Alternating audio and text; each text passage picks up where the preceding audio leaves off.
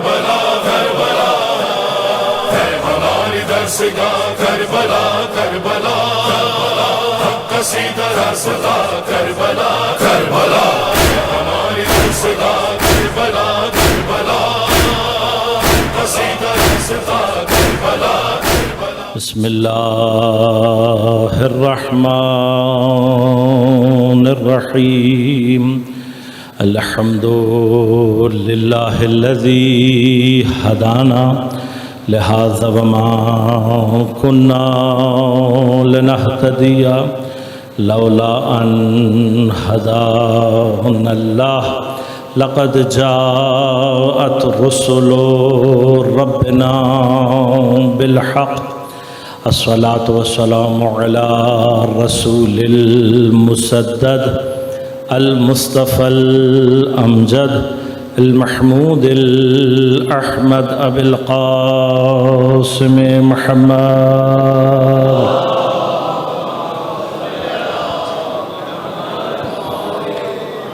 والصلاة والسلام على أسد الله الغالب غالب على كل غالب علي بن أبي طالب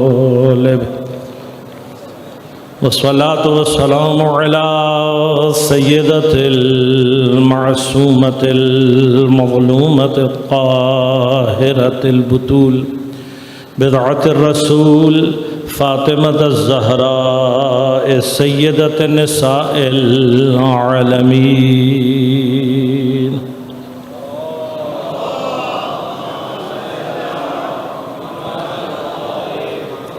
والصلاة والسلام على الحسن المجتبى والحسين المظلوم وأهل بيته الطيبين الطاهرين المعصومين المظلومين المنتجبين المنتخبين لا سيما بقية الله في الأراضين روحي وأرواح العالمين لتراب مقدمه الفداء ولعنة الله على أعدائهم أجمعين أما بعد قال الله تعالى في كتابه الكريم بسم الله الرحمن الرحيم فاسألوا أهل الذكر إن كنتم لا تعلمون صلوات الله سبحانه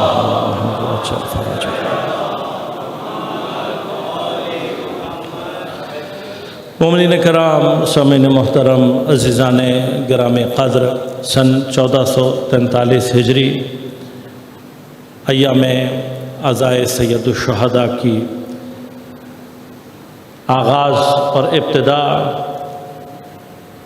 عشرہ اولیٰ کے لیے آپ کی خدمت میں انشاءاللہ اہل ذکر اور کربلا کے عنوان کے ساتھ حاضر خدمت ہوں.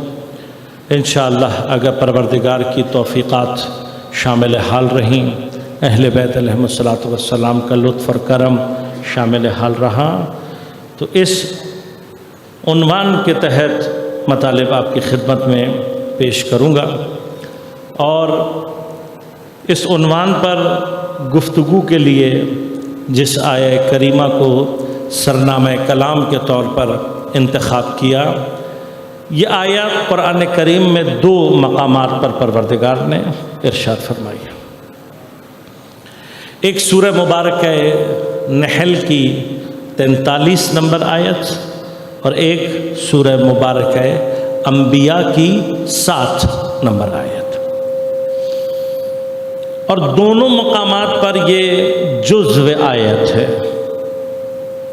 مکمل آیت دونوں مقامات پر اس سے پہلے کا جز تقریباً ایک جیسا ہے، ایک چھوٹے سے فرق کے ساتھ.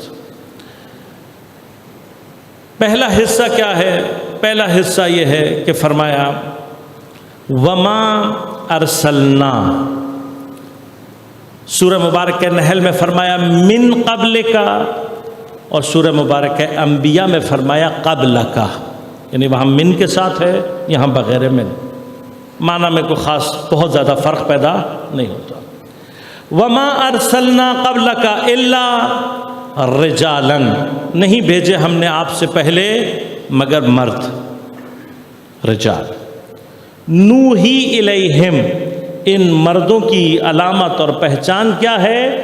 ہم نے وحی کی ان کی جانب۔ یہ ایک مقدمہ ہے جو پروردگار نے بیان کیا دونوں مقامات پر، اور اس مقدمے کو بیان کرنے کے بعد فرمایا فَاسْأَلُوا أَهْلَ الذِّكْرِ إِن كُنتُمْ لَا تَعْلَمُونَ۔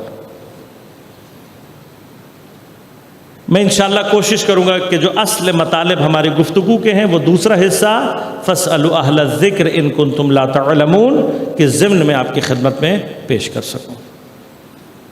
یہ جو جملہ ہے پروردگار کا، یہ جو آیت کا حصہ ہے فَاسْأَلُوا أَهْلَ الذِّكْرِ إِن كُنتُمْ لَا تَعْلَمُونَ، پس سوال کرو اہل ذکر سے، ان کنتم لا تعلمون، اگر تم جاننے والے نہیں ہو۔ میں نے ایک ایک مقام پر ترجمہ بہت دقت کے ساتھ کیا ہے۔ آج جیسا کہ میری ایک عادت ہے، کوشش میں یہی کرتا ہوں کہ اپنی پہلی گفتگو میں آنے والی ساری گفتگو کی ایک فہرست، ایک اسکیچ بیان کر دوں کہ میں گفتگو کیا پیش کروں گا آپ کی خدمت میں۔ تو آج انشاءاللہ زیادہ تر میری گفتگو یہ ہوگی کہ اس آیت کے خاص اس ٹکڑے میں ہم بحث کیا کریں گے، گفتگو کیا ہو۔ لیکن ابتداءً ایک مقام آپ کی خدمت میں عرض کروں اور پھر بات کو آگے بڑھاؤں۔ اس کو بہت اچھی طرح سے اپنے ذہن میں بیٹھا لیں، خاص طور پہ ہمارے نوجوان ساتھی۔ علماء اس آیت کے بارے میں فرماتے ہیں، یہ بڑی عجیب آیت ہے، کلام میں اس سے بحث کی جاتی ہے، اصول میں اس سے بحث کی جاتی ہے، بعض مقامات پر تفسیروں میں بھی اس میں بحث موجود ہے۔ علماء یہ فرماتے ہیں کہ اگر، بات اگر کے ساتھ ہو رہی، اگر قرآن کریم میں اہل بیت علیہم الصلاۃ والسلام کی افضلیت، ان کی مدحت، ان کے فضائل، ان کی مرجعیت دینی، امامت اور عصمت، یہ سارے موضوعات ہیں، ان موضوعات اہل بیت کے حوالے سے کوئی اور آیت قرآن میں نازل نہ ہوئی ہوتی، اگر کیوں ہے؟ اگر اس لیے ہے کہ قرآن کا اگر ایک خاص نظر سے مطالعہ کیا جائے تو بائے بسم اللہ سے والناس کی سین تک یا اہل بیت کی مدحت ہے یا ان کے دشمنوں کی مذمت ہے۔ قرآن کا ایک خلاصہ قرآن کا یہ بھی ہے کہ یا یہ قرآن اہل بیت کی مستقیماً ڈائریکٹلی، غیر مستقیماً انڈائریکٹلی، یعنی ڈائریکٹلی اور انڈائریکٹلی یہ اہل بیت کی فضیلت کو بیان کر رہا ہے یا اہل بیت کے دشمنوں کی مذمت کر رہا ہے۔ یہ قرآن کا ایک خلاصہ، ایک خاص نظر سے یہ بھی ہے۔ تو جو قرآن اترا ہی اہل بیت کی شان میں ہو، اب میں اگر وہ آیات بیان کرنے لگوں کہ جو اہل بیت کے لیے مستقیماً نازل ہوئیں، وہ صورتیں، وہ آیات، تو یہ اپنی جگہ ایک مفصل بحث اور موضوع ہے جو آج ہمارا اس سے فی الحال تعلق نہیں ہے، لہذا میں اس طرف نہیں جا رہا۔ علماء کیا کہہ رہے ہیں؟ علماء کہہ رہے ہیں کہ کوئی اور آیت نہ ہوتی، کوئی اور سورہ نہ نازل ہوئی ہوتی، تب بھی یہ ایک آیت کافی ہے اہل بیت کی مرجعیت کو ثابت کرنے کے لیے، ان کی امامت، ان کی فضیلت، ان کی عصمت کو ثابت کرنے کے لیے۔ یہ ایک کتنا چھوٹا سا جملہ ہے، فَاسْأَلُوا، پس سوال کرو، اہل ذکر، اہل ذکر سے، ان کنتم لا تعلمون، اگر تم جاننے والے نہیں ہو۔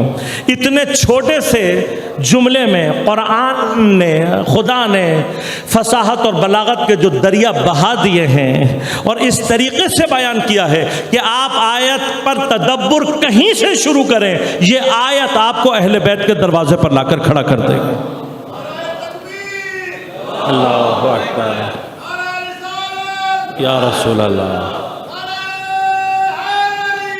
یا عالم، اللہم صلی علی محمد۔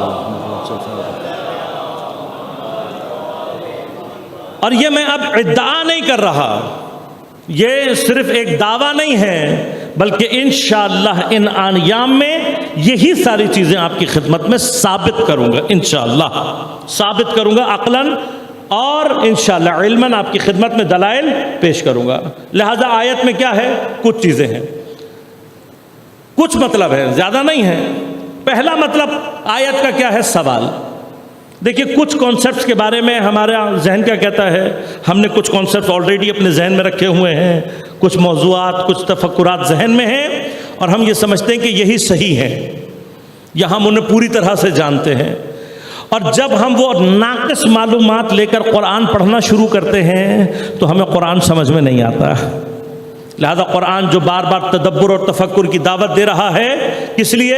اس لیے دے رہا ہے کہ ہم قرآن سے سمجھیں کہ قرآن کیا کہہ رہا ہے، اپنی سمجھ سے قرآن کو نہ سمجھیں، خود قرآن سے سمجھیں۔ لہذا اب جب قرآن کہہ رہا ہے فَاسْأَلُوا، سوال کرو، تو پہلا سوال ہی یہ ہے کہ سوال ہوتا کیا ہے۔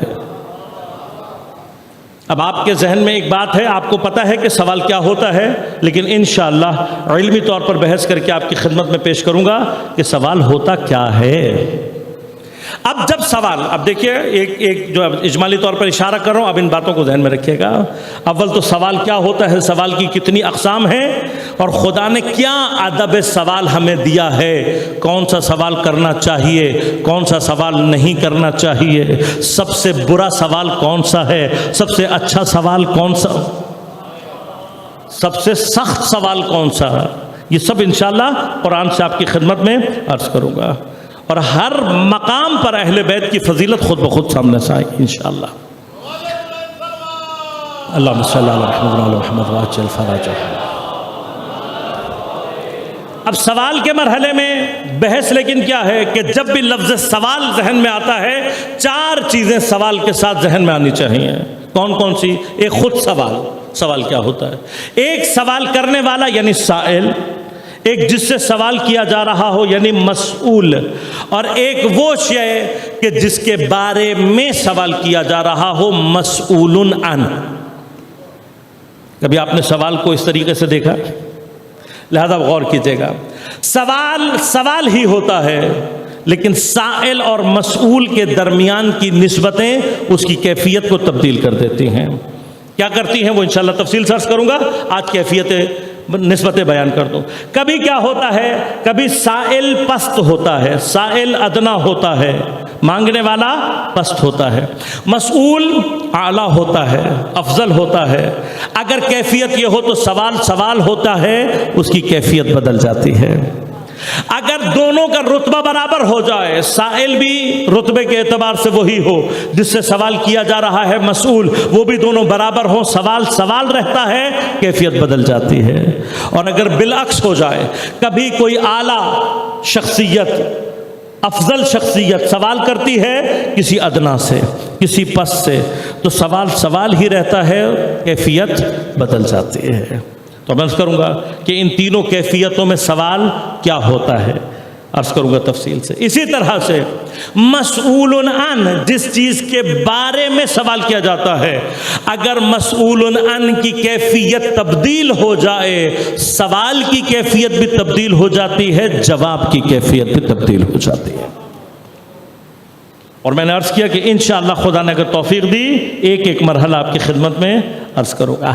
اب یہ سوال پیدا کب ہوگا؟ ان کنتم لا تعلمون، تو اس جملے سے مراد کیا ہے؟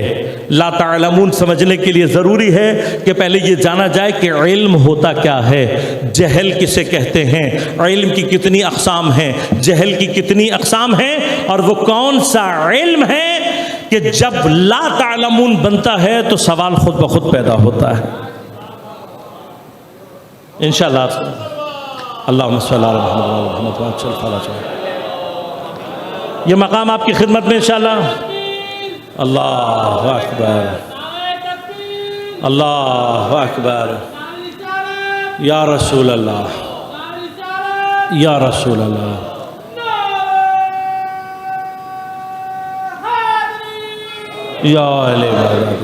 لہذا انشاءاللہ یہ سارے مسائل، یہ سارے مقامات ایک ایک کر کے آپ کی خدمت میں عرض کروں گا، اور پھر اس کے بعد آخری جو مرحلہ ہے وہ یہ کہ ذکر کہتے کسے ہیں، لغت میں ذکر کیا ہوتا ہے، اور خود جب قرآن نے کہا ہے اہل ذکر تو قرآن کی نظر میں ذکر کسے کہتے ہیں؟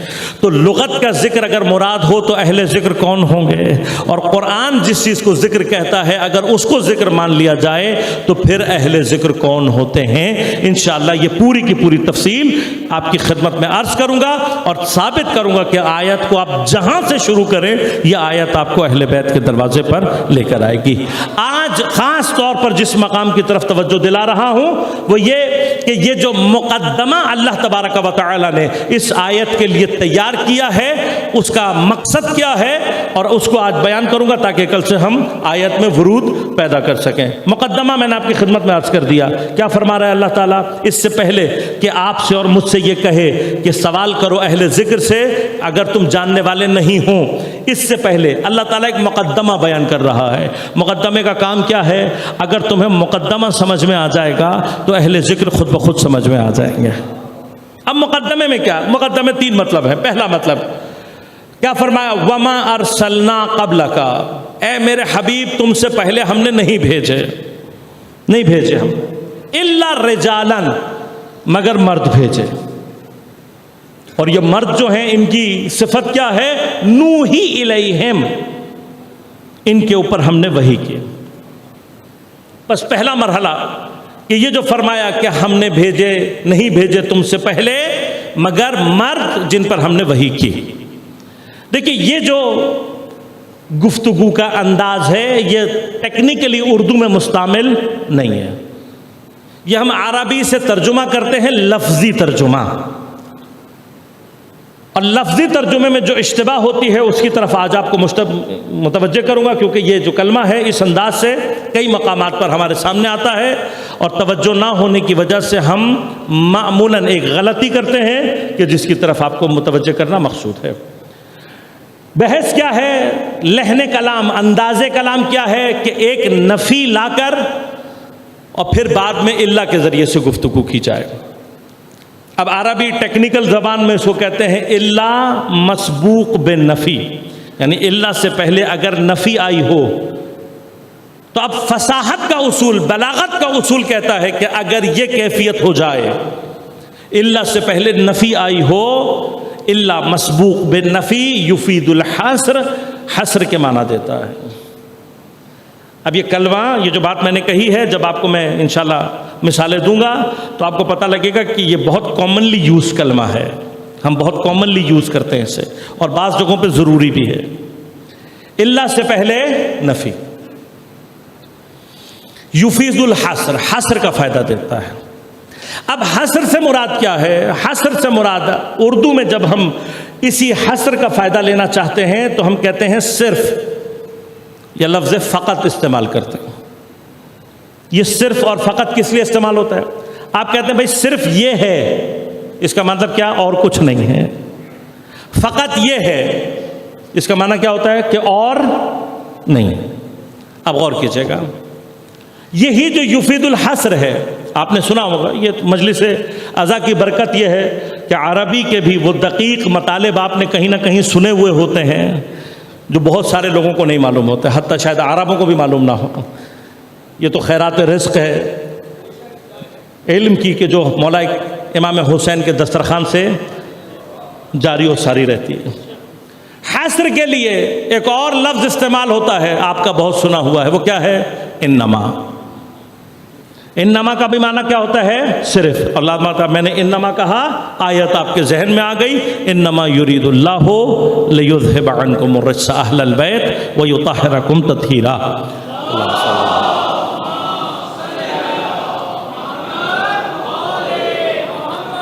ترجمہ کیا کریں گے؟ اللہ کا ارادہ صرف یہ ہے۔ انشاءاللہ کبھی خدا نے بہت توفیق عنایت کی اور آیت تطہیر موضوع رہا تو وہاں آپ کو بتاؤں گا کہ یہاں پر انما استعمال کرنے کی وجہ کیا ہے۔ انما بھی جب آپ ترجمہ کریں گے تو کریں گے صرف، فقط، اور الا سے پہلے نفی، اس کا بھی ترجمہ اصل میں کیا ہونا چاہیے؟ اصل میں ہونا چاہیے صرف۔ اب دیکھیے غلطی کہاں کرتے ہیں، دونوں کا صرف ہونا چاہیے لیکن دونوں میں فرق کیا ہے؟ مثلا آپ انما، آپ غور کیجئے گا جو میں نے کلمہ آپ کی خدمت میں پہنچانا ہے، مشہور و معروف سب سے زیادہ استعمال ہونے والا کلمہ جس میں نفی اور الا دونوں شامل ہیں، وہ کون سا ہے؟ لا الہ الا اللہ۔ اب توجہ فرمائی آپ نے، کتنا کامن جملہ ہے، کتنا کامن کلمہ ہے، بلکہ واجب کلمہ ہے۔ ہاں ہم ہر روز پڑھتے ہیں لا الہ الا اللہ۔ اچھا صرف یہ جملہ نہیں، ایک اور اب میں دہراتا جاؤں گا، کل میں آپ کے ذہن میں آتے جائیں گے۔ لا الہ جس طرح سے ہے ویسے ہی ہے لا فتح الا علی، جملہ ہے نا۔ اسی طرح سے لا سیف الا ذوالفقار، وما محمد الا رسول اللہ۔ یہ سارے جملے کیا ہیں؟ یہ سب یہی ہیں، ان سب میں ایک ہی ٹیکنیک استعمال ہوئی ہے، اللہ سے پہلے نفی۔ اب غور کیجیے گا، ہم غلطی کیا کرتے ہیں؟ غلطی یہ کرتے ہیں کہ ہم کرتے ہیں لفظی ترجمہ۔ غور کیجیے گا، دیکھیے ہر جگہ لفظی ترجمہ وہ مطلب نہیں پہنچاتا جو بلاغت اور فصاحت میں پہنچانا ہوتا ہے۔ فصاحت اور بلاغت کو استعمال ہی اسی لیے کیا جاتا ہے کہ خاص مطلب پہنچایا جائے۔ اب غور کیجیے گا، اگر آپ نے کہا انما الہکم الہ واحد، تمہارا اللہ صرف، تمہارا معبود صرف ایک اللہ واحد ہے، تو یہ بھی یہی مطلب ہے نا جو آپ نے کہا لا الہ الا اللہ، کوئی معبود نہیں ہے سوائے اللہ کے۔ بھائی دونوں کا ترجمہ اردو میں کیا ہوگا کہ صرف اللہ ہے جو معبود ہے، یہی ترجمہ ہوگا نا۔ ہم نے دونوں جگہوں پہ ترجمہ، انما کے ساتھ بھی ترجمہ یہی، لا الہ کا ترجمہ بھی یہی، لیکن عرب میں فرق ہے۔ انما کا حصر اور ہوتا ہے، لا اور الا کا حصر اور ہوتا ہے۔ دونوں میں فرق کیا ہوتا ہے؟ انما کے حصر میں باقیوں کا امکان باقی رہ جاتا ہے،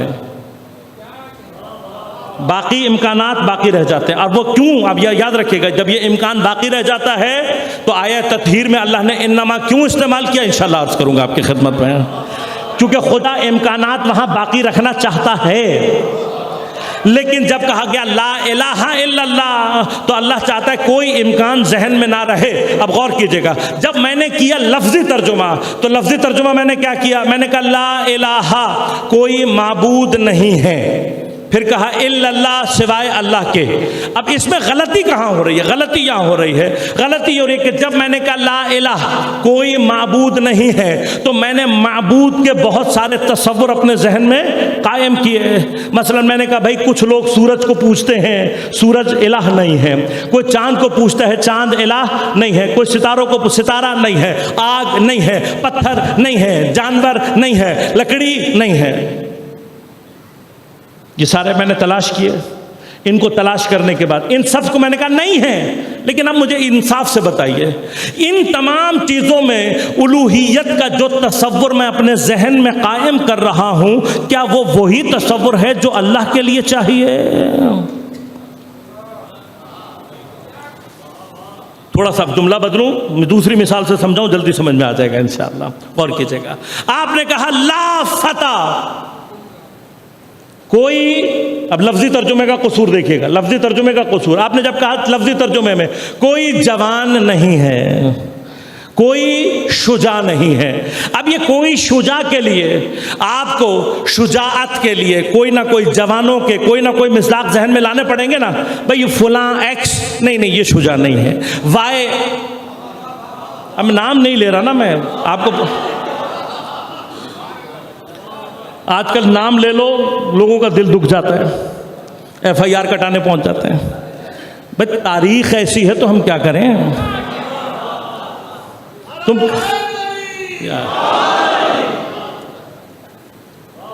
اتنے نازک رشتے مت جوڑو کہ بات بات پہ تمہارا، جہاں ہم سچ بولیں وہاں تمہارا دل دکھ جائے۔ اتنے نازک رشتے مت جوڑا کرو۔ بہرحال اب ایکس شجاع نہیں، یہ نہیں ہے، وائی جوان نہیں ہے، تو میں تصور قائم کر رہا ہوں نا۔ اب میں یہ ایکس وائی زیڈ، ٹھیک ہے، یہ ایکس وائی زیڈ میں یہ تصور قائم کروں شجاع اور جوان کا، اور پھر مولا کائنات کے بارے میں سوچوں، تو میں نے شجاعت کی بھی توہین کی ہے، علی کی بھی توہین کی ہے۔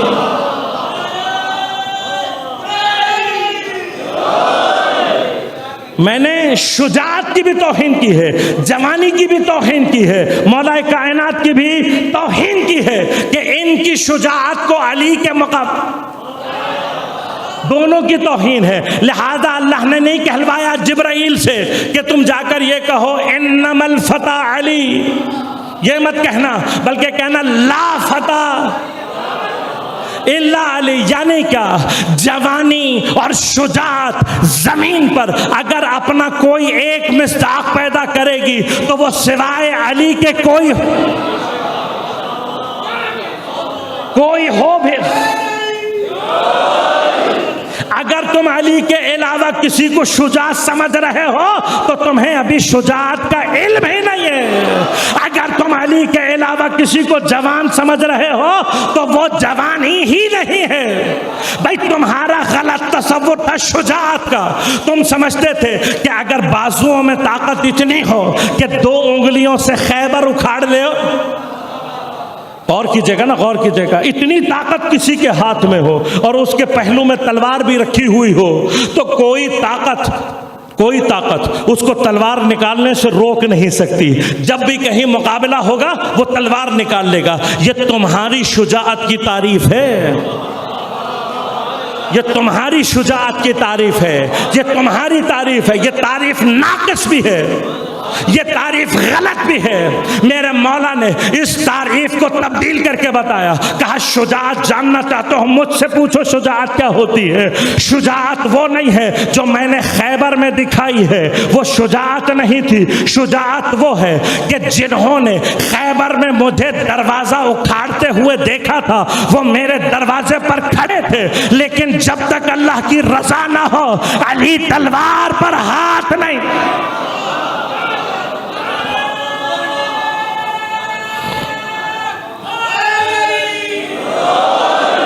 لہذا شجاعت کا کوئی معیار قائم نہ کرنا، شجاعت کے لیے کوئی تعریف بیان نہ کرنا. پہلے علی کو جا کر دیکھو پھر شجاعت کی تعریف کرنا. جس دن تم نے یہ تعریف کر دی تمہیں لا فتح الا علی کا معنی خود سمجھ میں آ جائے گا.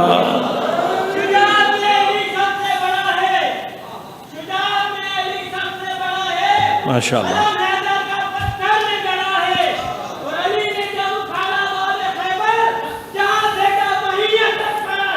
ماشاء اللہ.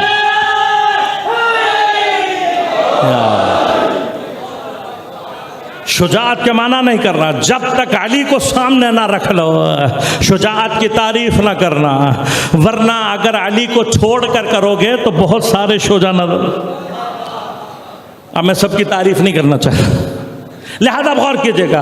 علی کے بغیر شجاعت کو تعریف نہ کرنا. اسی طرح سے لا الہ کا مطلب یہ ہے کہ معبود اللہ کے سوا کہیں اور تلاش مت کرنا. تو اللہ نے لا فتح کہہ کر ہمیں صرف یہ سمجھایا تھا کہ دیکھو جوان مت تلاش کرنا، پہلے علی کو دیکھنا پھر جوان کا معنی کرنا. اسی طرح سے جب میرا کلمہ پڑھو تو معبود مت تلاش کرنا، پہلے مجھے پہچاننا، پہلے مجھے پہچاننا، اس کے بعد الہ کی تعریف کرنا. تو پروردگار تجھے تو کوئی پہچان ہی نہ سکا تو پھر آواز یہی آئے گی. تو اگر الوہیت کا تصور لینا ہے اس کے دروازے پر لے کر آؤ اپنے آپ کو کہ جس کے لیے اللہ کا رسول کہتا ہے یا علی اللہ کو یا تو نے پہچانا یا میں نے پہچانا. لہذا اللہم صلی اللہ علیہ وسلم. اچھا فراجہ خود سے الوہیت کا کوئی تصور قائم نہ کرنا. تم خود تصور قائم کرتے ہو لہذا تمہاری توحید میں کھوٹ رہتا ہے. تم رسالت کا خود معنی کرتے ہو لہذا تمہاری رسالت کے معنی میں کھوٹ رہتا ہے. تم ولایت کے خود معنی کرتے ہو لہذا تمہاری ولایت کے معنی میں کھوٹ رہتا ہے. ہم نہ ایسی ناقص الوہیت کو مانتے ہیں، نہ ایسی ناقص رسالت کو مانتے ہیں، نہ ایسی ناقص ولایت کو مانتے ہیں. ہمارا الہ بھی پرفیکٹ ہے، ہمارا رسول بھی پرفیکٹ ہے، ہمارا امام اور ولی بھی پرفیکٹ ہے. لہذا اب جب کبھی بھی لا الہ الا اللہ پڑھیں تو کبھی ترجمہ یہ مت لے کر آئیے گا. ترجمہ صرف یہ رکھیے گا کہ معبود سوا صرف اللہ ہے، معبود صرف اللہ ہے، اللہ کے سوا معبودیت کا کوئی تصور ذہن میں قائم نہیں ہونا چاہیے. لہذا اب یہی ٹیکنیک اللہ تعالیٰ اس جگہ پر استعمال کر رہا ہے. کیا کہہ رہا ہے؟ کہہ رہا ہے وَمَا أَرْسَلْنَا قَبْلَكَ إِلَّا رِجَالًا. اب میں لفظی ترجمہ نہیں کروں گا، اب میں بلاغی ترجمہ کروں گا۔ اے میرے حبیب، ہم نے آپ سے پہلے صرف مردوں کو بھیجا ہے۔ صرف کس کو بھیجا ہے؟ مردوں کو۔ بس اس کا مطلب غیر مرد نہیں بھیجا۔ یہ جو جماعت جس کی بات اللہ کر رہا ہے یہ کون ہے؟ یہ سارے مرد ہیں۔ اور کون ہیں؟ نوحی الیہم، یہ وہ مرد ہیں جن کے اوپر وحی کی گئی ہے۔ بس دو صفت اللہ نے بیان کی، ایک صفت یہ بیان کی کہ یہ مرد ہیں، اور دوسری یہ نوحی الیہم۔ اور یہ جو اللہ کہہ رہا ہے کہ ہم نے آپ سے پہلے صرف مرد بھیجے جن پر ہم وحی کرتے ہیں، اس کا رسول آپ سے پہلے یہ سنت جاری رہی ہے، فَاسْأَلُوا أَهْلَ الذِّكْرِ إِن كُنتُمْ لَا تَعْلَمُونَ۔ بس اب جب سوال کرنے کے لیے تم اہل ذکر تلاش کرنے نکلو تو ہر ایک کے دروازے پر مت کھڑے ہو جانا، پہلے یہ دیکھنا کہ یہ لوگ رجل ہیں یا نہیں، اور ان پر وحی آتی ہے یا نہیں۔ بس پہلے آخری دو مرحلے اور آپ کی زحمتوں کو تمام کروں۔ ایک مرحلہ کیا ہے؟ نوحی الیہم، ان پر وحی آتی ہے۔ اب وحی کا نام سن کر ہم تھوڑے سے ڈسٹرب ہو جاتے ہیں، اس لیے کہ ہمیں ایک اور غلط کانسیپٹ جو ذہن میں ہے وہ کیا ہے کہ وحی کا سلسلہ پیغمبر اکرم صلی اللہ علیہ وآلہ وسلم کے ساتھ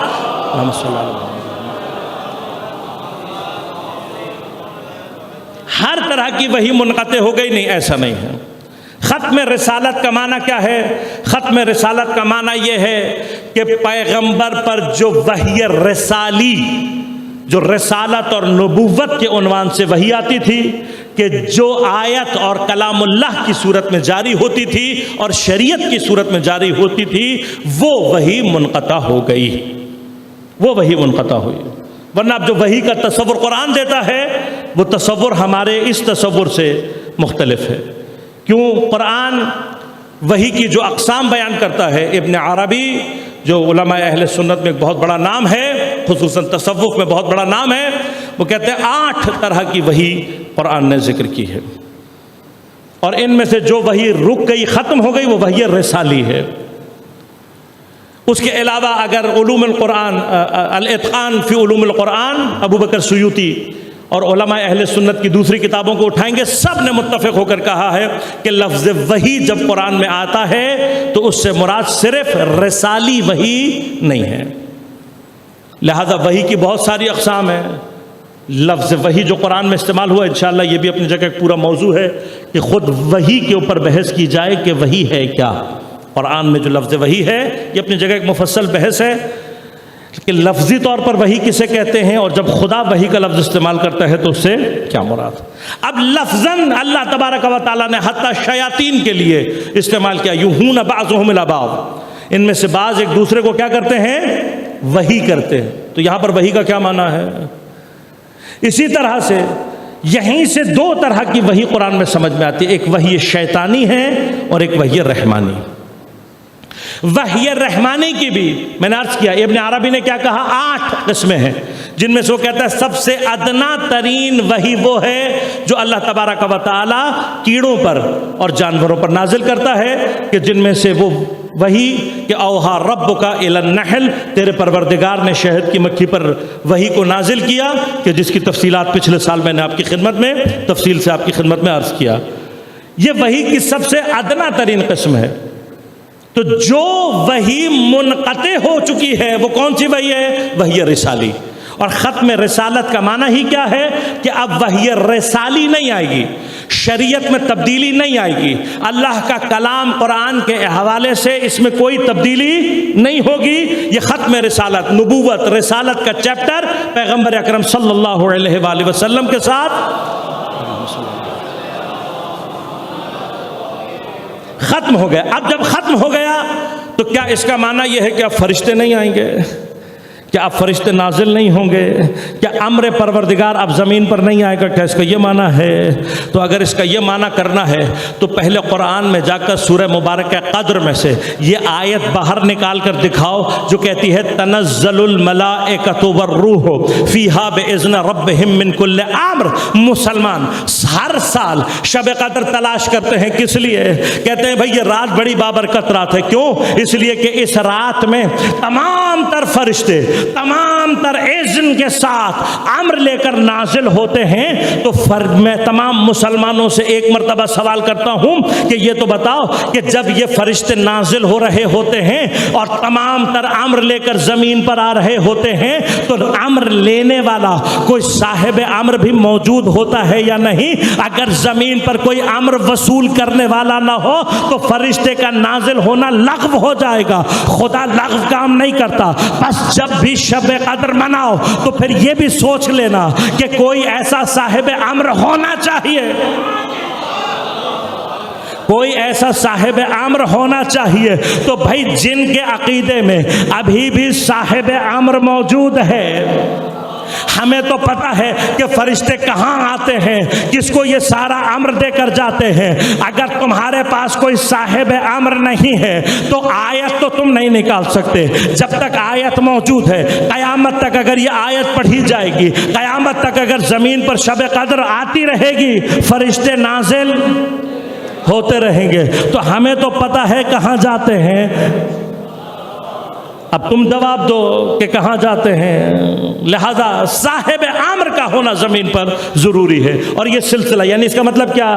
وحی کے جو باقی غیر رسالی اور غیر نبوی جو سلسلے ہیں وہ جاری ہیں اور فرشتہ نازل ہوتا ہے۔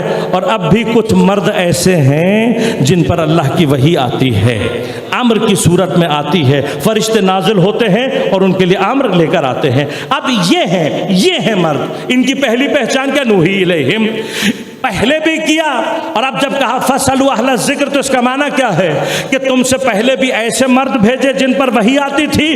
اب اگر اہل ذکر تلاش کر رہے ہو تو بس ایسے مرد تلاش کرنا جن پر وحی آ رہی ہو۔ بس ہر ایرے غیرے کو اہل ذکر مت بنا دینا، جو قرآن گردن میں لٹکائے پھر رہے ہوں یا اپنے دماغ میں حفظ کیے تو پھر رہے ہوں لیکن قرآن سے ان کا کوئی ناطہ نہ ہو، یا جو اپنے آپ کو عالم بنا کر ظاہر کر رہے ہوں، ان میں سے کوئی اہل ذکر نہیں ہو سکتا۔ اہل ذکر صرف وہ ہو سکتا ہے کہ جو مرد ہو اور جس پر وحی آتی ہو۔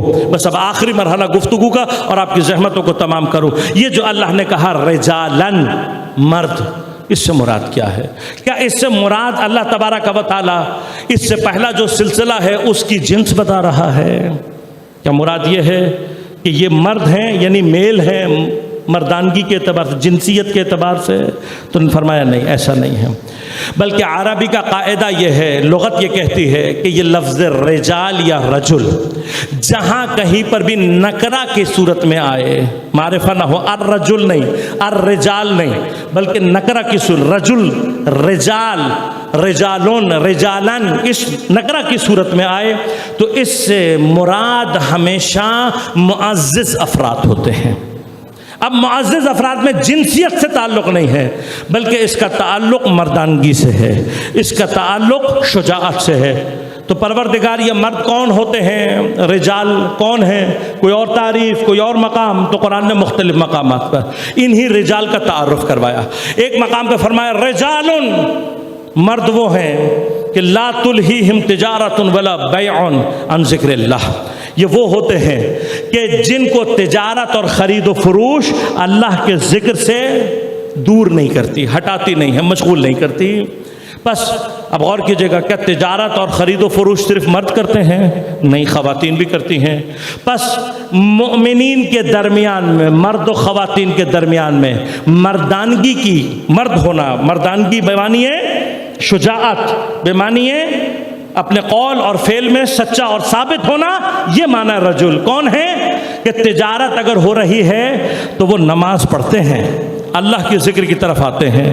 اب سورہ مبارکہ جمعہ قرآن کی جو ان سورہ میں ہے جو تقریباً سب سے آخر میں نازل ہوئی، اور آخر میں نازل ہوئی تو قرآن نے سورہ مبارکہ جمعہ میں کچھ افراد کا تعارف کرا کر کہا اذا نودی للصلاۃ من یوم الجمعہ فاسعوا الی ذکر اللہ، اے لوگو، اے اصحاب پیغمبر، اب آپ کی ڈیفینیشن میں اصحاب پیغمبر، اے اصحاب پیغمبر، جب تمہیں جمعے کے دن آواز دی جائے تو دیکھو تجارت چھوڑ دینا، یہ جو مسجد نبوی کے باہر چھوٹا سا بازار لگتا ہے، کہیں ایسا نہ ہو اس کی تجارت تمہیں اللہ کی عبادت سے روک دے۔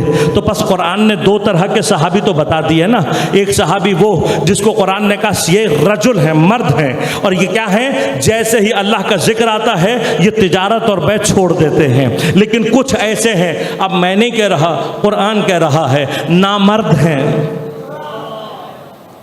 اب یہ باقی تم سورہ جمعہ کی تفسیر میں جا کر خود دیکھ لینا، ورنہ ہمارے لیے مسئلہ ہو جاتا ہے اب تھوڑا سا، اب یہ خود دیکھ لینا۔ پھر اللہ تعالیٰ نے رجال کی تعریف، من المؤمنین رجال صدقوا ما عاهدوا اللہ، رجال وہ ہیں کہ جو وعدہ انہوں نے اللہ سے کیا ہوتا ہے اسے پورا کر کے دکھاتے ہیں۔ میرے پروردگار رجال کون ہیں؟ یحبون ان یتطہروا، رجال مرد وہ ہیں کہ جو طہارت کو پسند کرتے ہیں۔ اب یہ سب اپنی اپنی جگہ مقامات ہیں، لیکن میں تیزی سے گزر رہا ہوں۔ صرف یہی نہیں، ایک مقام اللہ نے رجال کا اور گنوایا، اور وہ واقعاً بڑا عجیب و غریب رجال ہے۔ سورہ مبارک اعراف، جس آیت کی وجہ سے سورہ کو اعراف کہتے ہیں وہ یہ آیت، فرمایا رجال علی الاعراف، کچھ مرد ہوں گے اعراف پر۔ اب اعراف کیا ہے؟ اعراف قیامت کے دن جنت اور جہنم کے درمیان کی ایک جگہ ہے، درمیان کی جگہ ہے۔ ایک طرف سیدھے ہاتھ کی طرف جنت ہے، دوسری طرف جہنم۔ قرآن کیا کہہ رہا ہے؟ علی الاعراف، اسی اعراف پر رجال، مرد ہوں گے، کچھ مرد ہوں گے۔ اب یہ مرد میں نے پھر کہا جنس کے اعتبار سے مرد نہیں ہوں گے، بلکہ یہ جو تعریفیں اللہ نے کی ہیں ان مردوں کی ایک جماعت ہوگی۔ اب اس قیامت کے دن اللہ تعالیٰ کیا کہہ رہا ہے؟ یہ کیا کر رہے ہوں گے؟ ان کا کیا کام ہوگا؟ اعراف پر یہ کھڑے ہوں گے اور کیا کر رہے ہوں گے؟ یعرفون کلا بسیماہم، یہ کیا کر رہے ہوں گے مرد؟ یہ مرد یہ کر رہے ہوں گے کہ یہ اعراف پر جہنم اور جنت کے درمیان کھڑے ہوئے ہوں گے مقام اعراف پر، اور کیا کریں گے؟ یعرفون، یہ پہچانتے ہوں گے، کلن، ہر ایک کو، بسیماہم، ان کے چہروں سے، ان کے چہروں سے پہچانتے ہوں گے۔ اب تمہاری تعریف میں تم جس کو بھی فٹ کر دو، اور کیجئے گا یہ رجال، اس میں جس کو مرضی لے کر آ جاؤ، مجھے غرض نہیں ہے، لیکن جس کو بھی فٹ کر دو، اس نے آدم سے لے کر آخر تک سب کو دیکھا ہوا ہو، کیونکہ اگر سب کو دیکھا ہوا ہوگا تبھی پہچان سکے گا، وہی پہچان سکے گا نا جو آدم سے لے کر آخری انسان تک سب کو دیکھ رہا ہو۔ تو اب مجھے تو نہیں پتا، لیکن پیغمبر نے فرمایا کن تو نبی جن و آدم بین الماء والتین، میں نبی تھا، علی ولی تھا، اور آدم ابھی بین آب و گل تھا، بس آدم کے زمانے سے دیکھ رہا ہے۔ اور آخری انسان کون ہوگا؟ جس کے لیے سورہ مبارک کا زلزال فرما دی ہے، اذا زلزلت الارض زلزالها واخرجت الارض اثقالها وقال الانسان ما لها، کہ یاد کرو اس وقت کو جب زمین میں ایسا زلزلہ آئے گا کہ پوری زمین لرز اٹھے گی، واخرجت الارض اثقالها، اور پھر کیا ہوگا؟ ایسا شدید زلزلہ ہوگا کہ زمین اپنے اندر کے وزن کو باہر نکال دے گی، پوری زمین زیرو رو ہو جائے گی۔ اب آیت کہہ رہی ہے وقال الانسان ما لها، ایک انسان ایسا ہوگا جو زمین سے پوچھ رہا ہوگا ما لها، تجھے ہو کیا گیا ہے؟ اب جب یہ آیت آئی تو بہت سارے صحابی پریشان ہو کر پیغمبر کی خدمت میں پہنچے، اور پہنچ کر کہا یا رسول اللہ یہ کون انسان ہے جو پوری زندگی زمین کے تباہ ہو جانے کے باوجود بھی باقی بھی ہوگا، زمین سے پوچھ بھی رہا ہوگا ما لہا، اسے ہو کیا گیا ہے؟ تو پیغمبر نے مولا کائنات کی طرف اشارہ کر کے کہا وہ الانسان علی ابن ابی طالب۔ تو اب سمجھ میں آیا کہ وہ کون ہوگا جس نے آدم سے لے کر آخر تک سب کو دیکھا ہوگا، لیکن کیا کہ یعرفون بسیماہم، یہ جو رجال ہیں یہ چہروں سے پہچان رہے ہوں گے۔ اب چہروں سے پہچان کر کیا کریں گے؟ کچھ چہرے ایسے ہوں گے جن کو پہچان کر سیدھے ہاتھ کی طرف بھیج دیں گے، جنت میں داخل کر دیں گے، کچھ چہروں کو پہچان کر جہنم کی طرف بھیج دیں گے، جہنم کی طرف بھیج دیں گے۔ اب دیکھو جنت بھی تقسیم ہو رہی ہے، جہنم بھی تقسیم ہو رہی ہے، قرآن کہہ رہا ہے اللہ یہ کام نہیں کرے گا، اس کے فرشتے کام نہیں کریں گے، بلکہ اعراف پر ایک جماعت ہوگی مردوں کی جو سب کو چہروں سے پہچان کر تقسیم کر رہی ہوگی. تو اب چہروں سے پہچاننا تو ہمیں صرف یہاں نظر آتا ہے کہ کچھ نام ایسے ہیں کہ ان ناموں کو لو چہرے خود بخود بتا دیتے، چہرے خود بخود بتاتے. میں آراف کا انتظار کیوں کر، ہم سے ابھی پوچھ لو. یہ نام محمد و آل محمد کے نام ہیں، جن کو بھی سن کر ان ناموں کو سننے کا چہرے کھل جاتے ہیں وہ سیدھے ہاتھ کی طرف جنت میں جا رہے ہوں گے، اور جن کا بھی یہ نام سن کر چہرہ بگڑ جاتا ہے وہ جہنم میں جا رہے ہو. تو جن کا نام سن کر یہ حال ہے، اہل بیت کو آراف میں دیکھ کر خدا جانے چہرے کتنے بگڑ جائیں.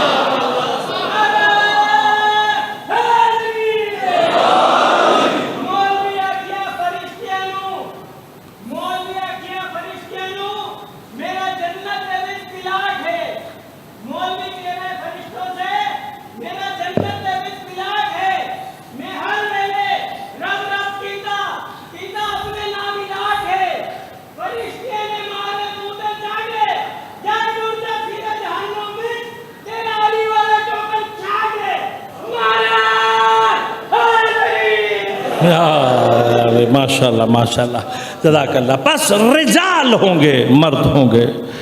اب مسئلہ کیا ہے؟ مسئلہ یہ ہے کہ ہم جب بھی قرآن پیش کرتے ہیں سامنے سے آواز آتی ہے نام بتاؤ. یہی ہوتا ہے نا بھائی، جب بھی آیت لے کر آؤ تو کہتے ہیں بھائی نام لے کر نہیں بتایا، اللہ نے نام نہیں لیا. یہ یاد رکھنا، اللہ نے نام اس لیے نہیں لیا، اللہ نام لیتا تم نام بدل دیتے، آیت میں نام آتا تھا تم آیت میں تحریف کر دیتے. اللہ نے محتاج کیا تمہیں رسول کا، اللہ نے آیت بھیجی. پیغمبر کا کام کیا ہے؟ جو سمجھ میں نہ آئے پیغمبر سے پوچھ لو، اہل بیت سمجھ میں نہ آئے مباہلہ میں دیکھ لینا، ولی سمجھ میں نہ آئے غدیر میں دیکھ لینا. تو اب اگر رجل مرد سمجھ میں نہ آئے تو پھر خیبر دیکھ لینا. بھائی تمہیں نام چاہیے نا، تو اب میں تاریخ میں تمہیں نام بتا رہا ہوں. خیبر پڑھ لو. اب ہمارے بعض دوست کہتے ہیں بھائی خیبر نہ پڑھیں، خیبر نہ پڑھیں تو منافقوں کے چہروں پر سے نقاب اترے گی. اترے گی کیسے؟ بھائی یہ تاریخ ہے، اس کو بتانا ضروری ہے، اپنی نسلوں تک پہنچانا ضروری ہے. خیبر میں مسلسل شکست ہو رہی، سارے جتنے بھی اپنے آپ کو شجاع کہنے والے تھے، مرد سمجھنے والے تھے، وہ سارے کے سارے شکست کھا چکے تھے. اب پیغمبر نے کہا لَأُعْطِيَنَّ الرَّایَةَ غَدًا، کل میں اپنا علم صرف اس کو دوں گا. کس کو دوں گا؟ اب پیغمبر نے کچھ بتایا، کیا کہا؟ رجلن، جسے کل علم دوں گا وہ مرد ہوگا، یحب اللہ و رسولہ، اللہ اور اس کے رسول کو دوست رکھنے والا ہوگا. یحب اللہ و رسولہ، اللہ اور اس کا رسول بھی اسے دوست رکھتے ہوں گے. غور کیجیے گا، یہ کہہ دینا کافی تھا نا کہ یہ اللہ اور اس کے رسول کو دوست رکھتا ہے. اگر یہ کہہ دیتے تو بڑے بڑے دعوے دار پیدا ہو جاتے ہیں. کہا نہیں، صرف یہ نہیں محبت کرتا، اللہ اور اس کا رسول بھی محبت کرتے، یہ بھی کرتا، وہ بھی محبت کرتے ہیں. پھر کیا ہوا؟ کون ہے؟ کرارون، کرار ہے، للکار کر پکارنے والا ہے. غیر فرارن، فرار کرنے والا نہیں ہے. میرے مولا، میں تو آج آپ کی حدیث کا ترجمہ کر دوں، لوگ FIR کٹانے. بھائی میں نے تو نہیں کہا نا، یہ تو پیغمبر کے الفاظ ہیں. اب پیغمبر سے پوچھو، پوچھنے سے پہلے تاریخ پڑھو، اپنی تاریخ پڑھو. وہ جن کے تم شجاعت کے قصے گانٹھنے کے لیے جھوٹی حدیثیں تراش تراش کر لاتے ہو، تمہاری اپنی کتاب کہہ رہی ہے میں نے علم مانگنے کے لیے اتنی دعائیں نہیں کی، تو آج جو تیرا علم کو دیکھ کر نکاح ٹوٹ رہا.